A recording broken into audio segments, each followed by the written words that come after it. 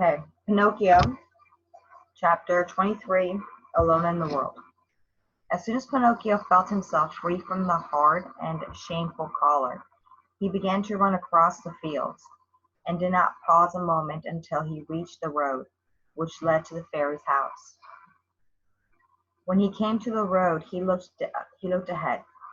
With the naked eye, he could see the forest where he had met the fox and the cat, and he could even see above the other trees the great oak from which they had hanged him.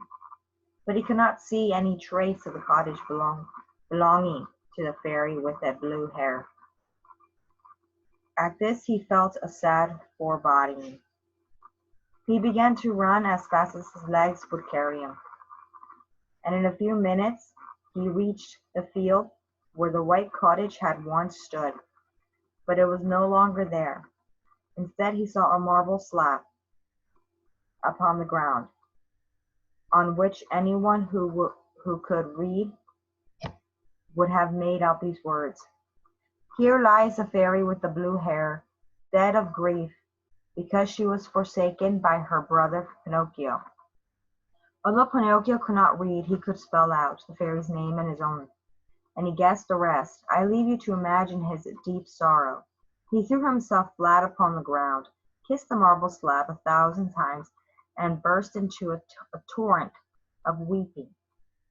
All night long he lay there and wept, and all next morning he had no tears left. And his cries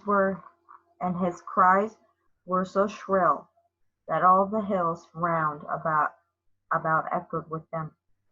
"Oh, my fairy," he sobbed, "why did you die? Why didn't I die instead of you?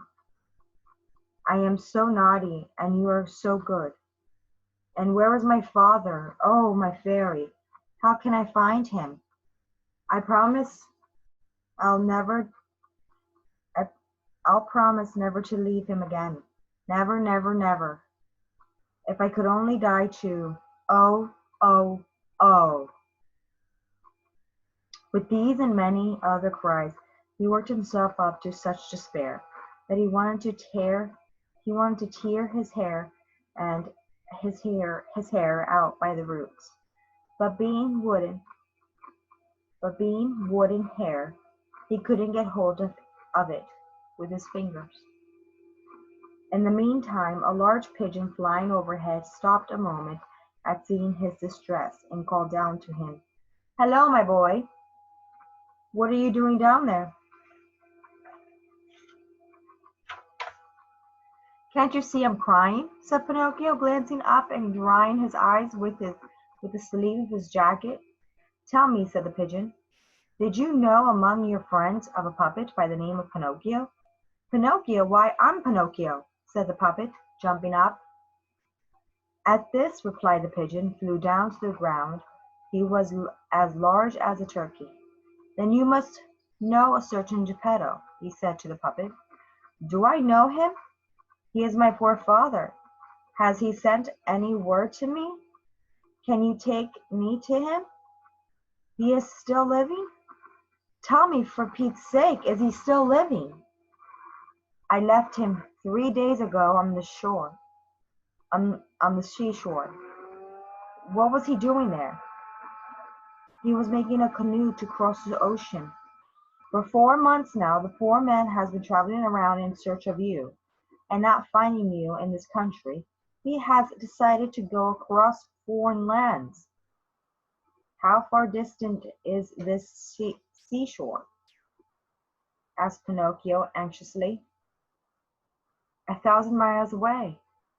1,000 miles away? Oh, my pigeon, if I only had wings to fly there. If you want to go, I will carry you." "How?" "On my back." "Are you heavy?"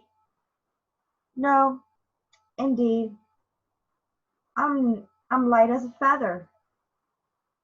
And without waiting for a second invitation, Pinocchio jumped upon the pigeon's back, and put a leg on each side, just like a horseman, calling out contentedly, "Gid gap, little horse, I must get there in a hurry." The pigeon rose into the air and soon was touching the clouds. At this great height the puppet had the curiosity to look down, but was at once seized with such fright and dizziness that he clung on for dear life around the bird's neck. All day long they flew. Toward evening the pigeon said, "I am very thirsty." "And I am very hungry," said Pinocchio. "Then let us stop for a few minutes at this pigeon house," said, "and later we can start again. By tomorrow morning early we shall reach the seashore." They entered the deserted pigeon house, but found nothing except a pan full of water and a basket of dried peas. In all his life the puppet had never learned to like peas. The very thought of them had turned his stomach. But that night he ate so many of them he was ready to burst. And when he had enough, he turned to the pigeon and said, "I would never have believed that peas were so good." "When there's nothing else to eat, the meanest food is delicious," replied the pigeon. "Hunger has no choice, morsels." Having eaten their hasty meal, they resumed their journey. Away they went all night long, and the next morning they arrived at the sea-coast. The pigeon set his passenger down upon the ground, and not caring for thanks or compliments, flew quickly away. The beach was crowded with people who howled, and waved and pointed toward the water. "What has happened?" asked Pinocchio of an old woman. "Why, a poor old man who lost his boy has gone out in a canoe to look for him, but the sea is so violent that the little boat is about to be swamped." "Where is the boat?" "Over yonder," said the old woman, pointing to a tiny speck, which at the distance looked no bigger than a nutshell. Pinocchio gazed at the boat with all his eyes, and presently gave a loud cry. "It is my father! It is my father!" As he spoke, the little boat, tossed and beaten by the furious waves, went down between the high billows, and then bobbed up again. Pinocchio ran out upon a point of rock, and called his father by name at the same time, waving his hands and cap. And though Geppetto was so far away from land, he recognized his son, for he took off his own cap and waved in return, as if to say that he would come back if the storm did not prevent. All at once a terrible wave struck the boat. Those on shore waited for it to come up again, but it was seen no more. "Poor man," said the fishers, and mumbling a prayer they turned to leave the strand. Just then they heard a despairing cry, and turned to see a little boy throw himself from the cliff into the sea, crying, "I will save my father." Indeed, Pinocchio, being of wood, floated easily and swam like a fish. At times he went under, swept by the current, but again he appeared battling the waves until he had gone a long distance from the shore. At last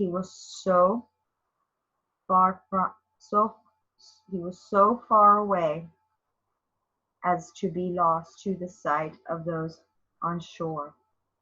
"Poor little boy," said the fishers, and mumbled a prayer for him also. Then, as they could do nothing else, they went to their homes. Let me just see the question. Yeah.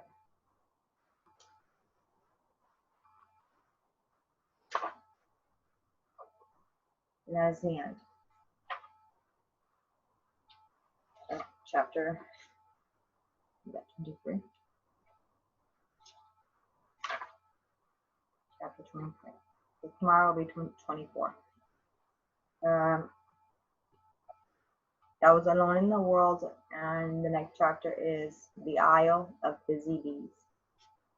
Good night, everybody.